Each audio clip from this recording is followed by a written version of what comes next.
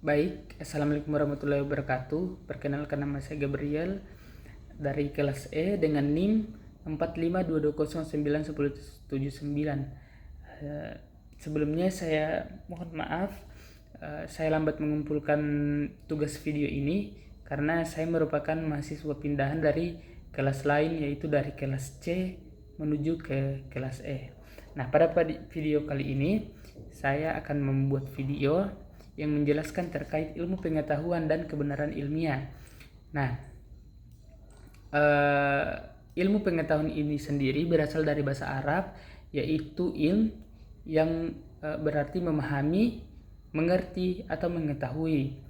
Dalam bahasa Inggris yaitu biasa disebut dengan kata science.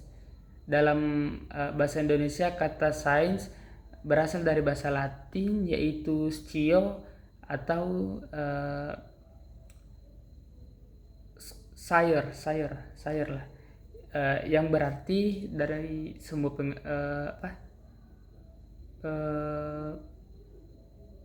istilah-istilah dari berbagai macam negara ini, artinya itu ilmu pengetahuan.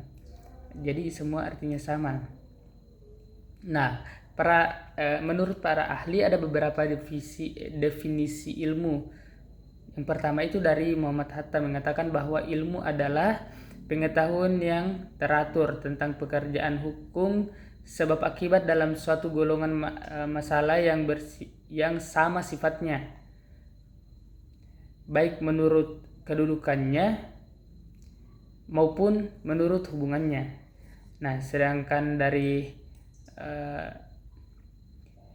M. Isudin Taufik mengatakan bahwa ilmu adalah penelusuran data atau informasi melalui pengamatan, pengkajian, dan eksperimen dengan tujuan menetapkan hakikat, landasan dasar, ataupun asal-usulnya. Teori berikutnya itu berasal dari Thomas Kuhn, mengatakan bahwa ilmu adalah himpunan aktivitas yang menghasilkan banyak penemuan, baik dalam bentuk penolakan maupun pengembangannya.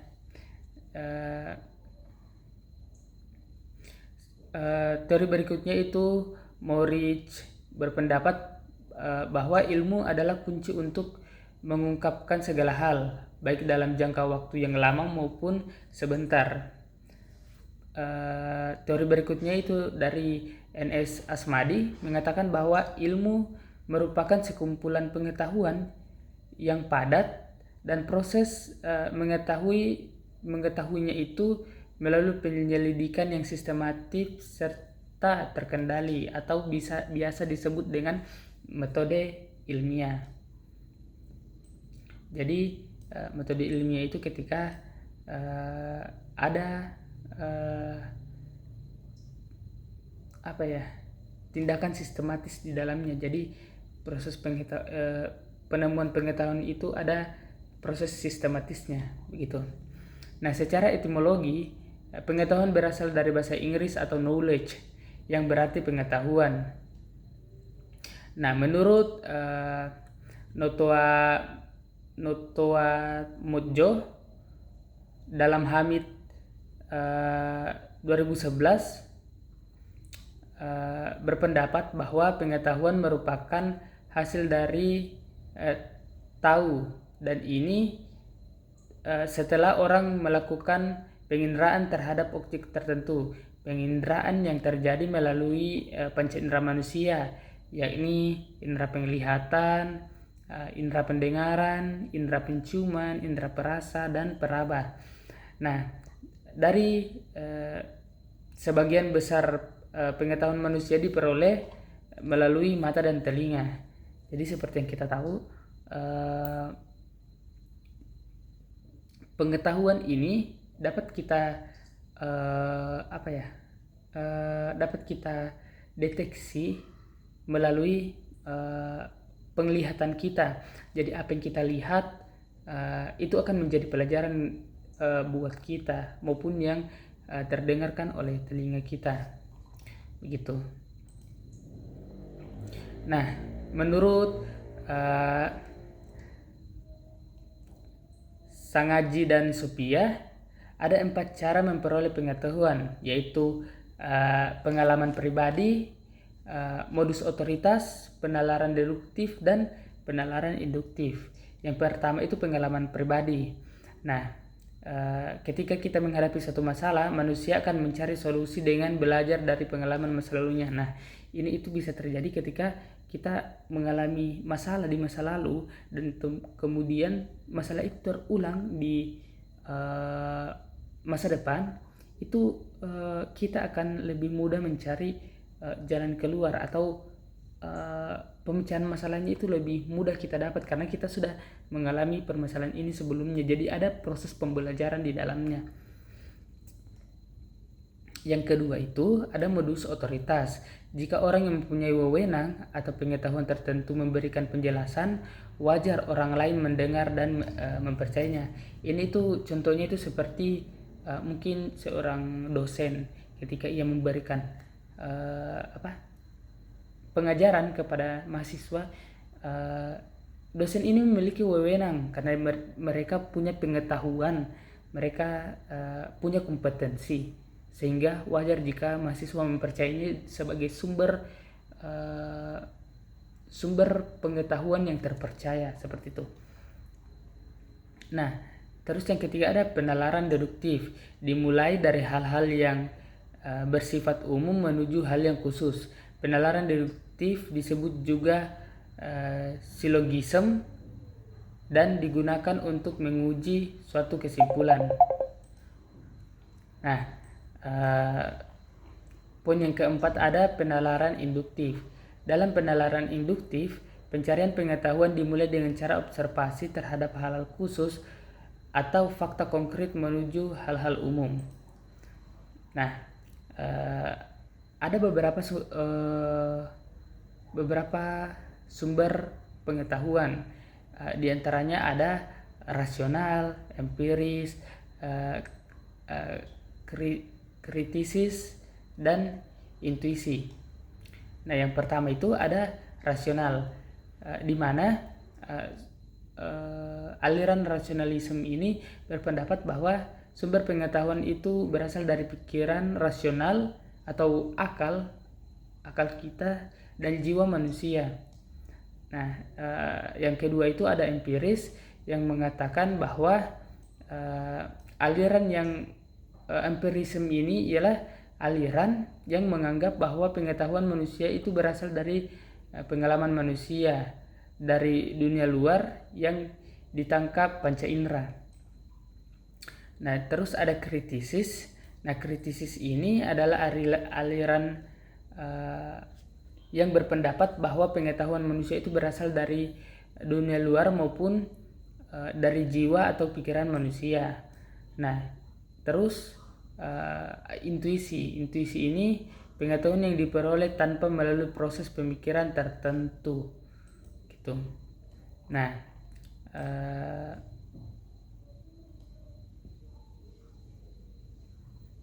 yang berikutnya itu ada konsep ilmu pengetahuan. Nah, syarat ilmu pengetahuan sebagaimana pendapat Fardiansyah, yaitu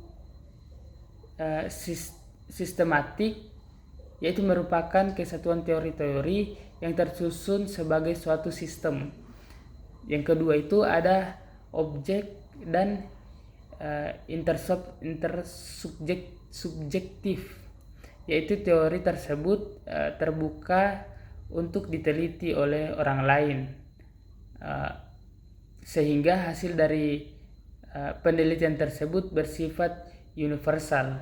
Terus yang ketiga ada dapat dipertanggungjawabkan, yaitu mengandung kebenaran yang bersifat universal, dengan kata lain dapat diterima oleh orang lain atau ahli-ahli lain.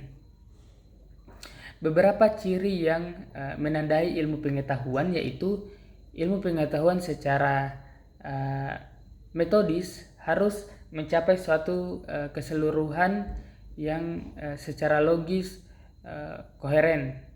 Berarti adanya sistem dalam penelitian atau ada metode penyusunan yang logis. Nah, terus yang kedua itu ilmu pengetahuan tanpa pamrih, karena hal itu erat kaitannya dengan tanggung jawab ilmuwan. Nah, terus yang ketiga ada universalitas ilmu pengetahuan. Terus poin berikutnya ada objektivitas, artinya setiap ilmu terpimpin oleh objek dan tidak didistorsi oleh prasangka-prasangka subjektif. Nah, terus poin berikutnya adalah ilmu pengetahuan harus dapat diverifikasi oleh semua peneliti. Dan masih banyak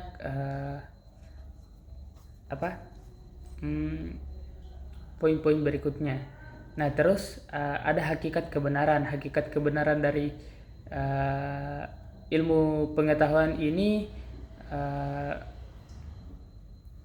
ada dua versi, yaitu kebenaran yang bersifat nyata terjadi di satu pihak dan kebenaran dalam arti melawan dari keburukan atau ketidakbenaran begitu.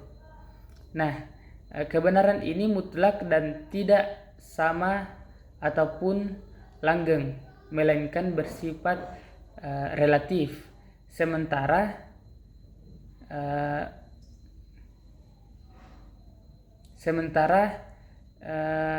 tentatif dan hanya merupakan suatu pendekatan. Nah, kebenaran merupakan ciri asli dari ilmu itu sendiri, begitu. Jadi kebenaran itu merupakan ciri utama dari ilmu pengetahuan, gitu. Nah, terus ada hakikat kebenaran ilmiah. Harold Titus dalam Miska 1983 mengatakan bahwa kebenaran ialah sesuatu yang sesuai dengan fakta atau sesuatu yang selaras dengan situasi aktual.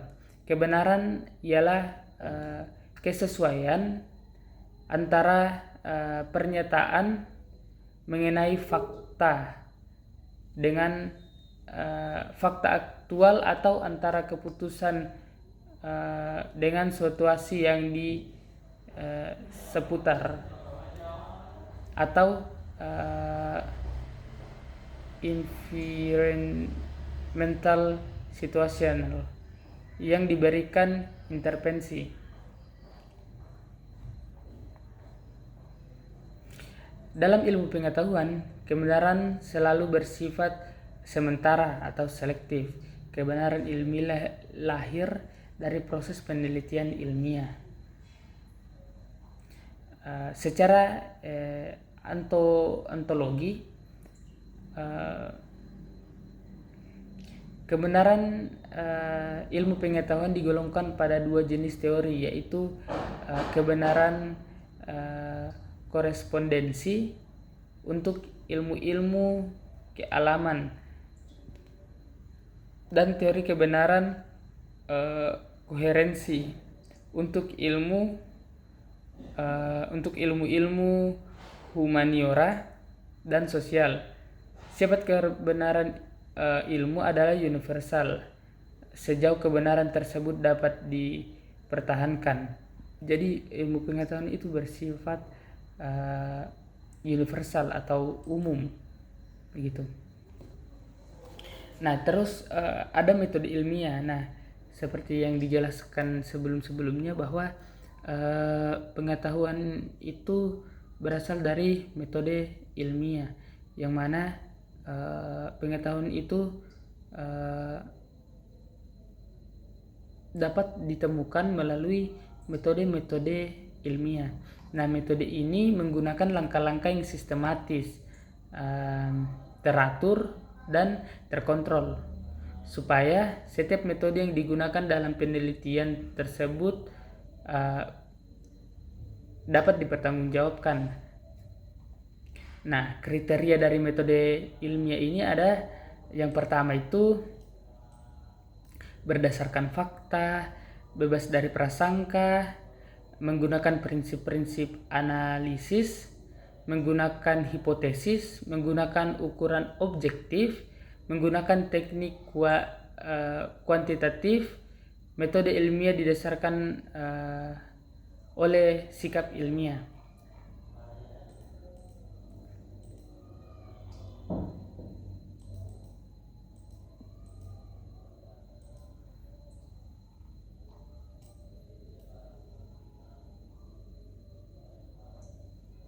Nah, suatu pengetahuan disebut ilmiah sehingga menjadi kebenaran ilmiah adalah apabila ia dapat melalui koridor atau paradigma ilmiah.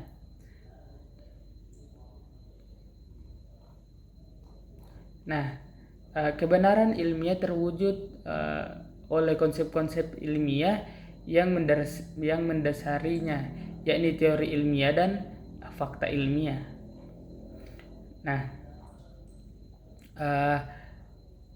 pendekatan mencari kebenaran ilmiah dari Ari DKK mengemukakan bahwa pendekatan ilmiah tertumpu pada dua anggapan dasar, yaitu kebenaran dapat diperoleh dari pengamatan, dan yang kedua itu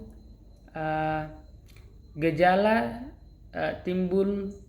itu timbul sesuai dengan hubungan-hubungan yang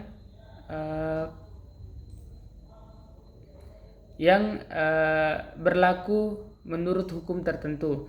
Pendekatan ilmiah merupakan pengombinasian yang jitu dari pendekatan empiris dan pendekatan rasional.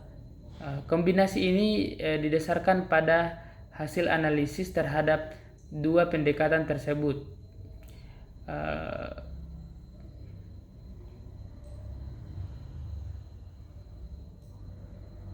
Ada beberapa pendekatan yang dipakai untuk memperoleh kebenaran ilmiah. Yang pertama ada pendekatan empiris.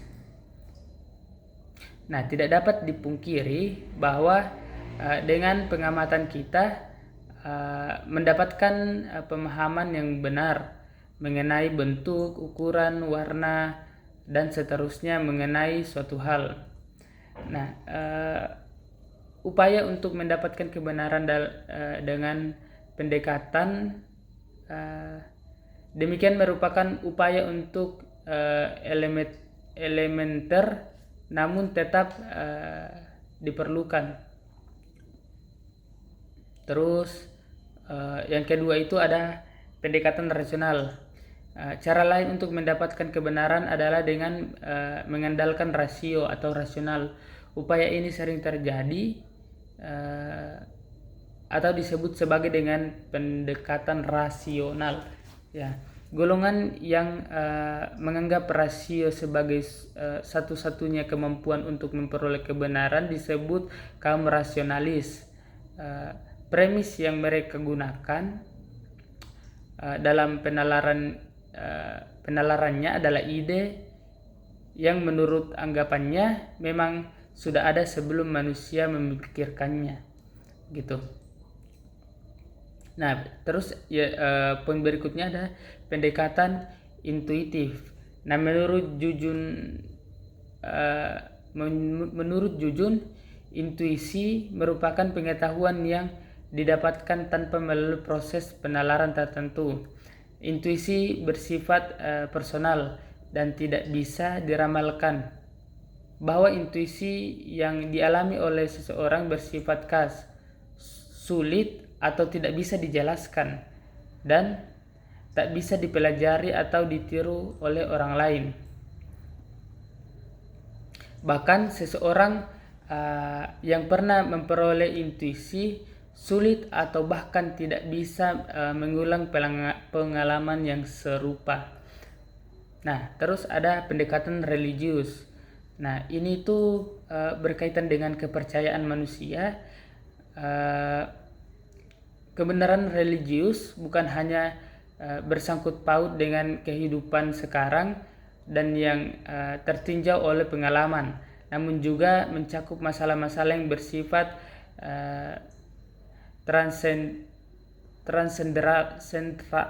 sentral, seperti latar belakang pencipta manusia dan kehidupan setelah kematian. Nah, terus ada pendekatan otoritas. Usaha untuk memperoleh kebenaran juga dapat dilakukan dengan dasar pendapat atau pernyataan dari pihak yang memiliki otoritas.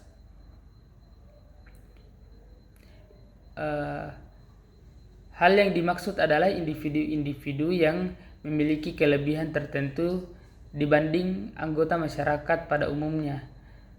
Kelebihan-kelebihan dari hal tersebut bisa berupa kekuasaan, kemampuan intelektual, keterampilan, pengalaman, dan sebagainya.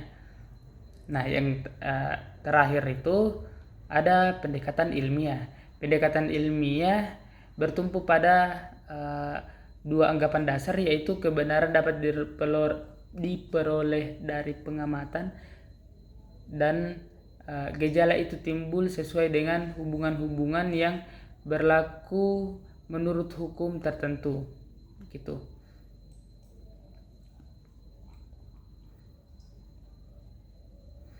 Nah, jalan memperoleh kebenaran ilmiah.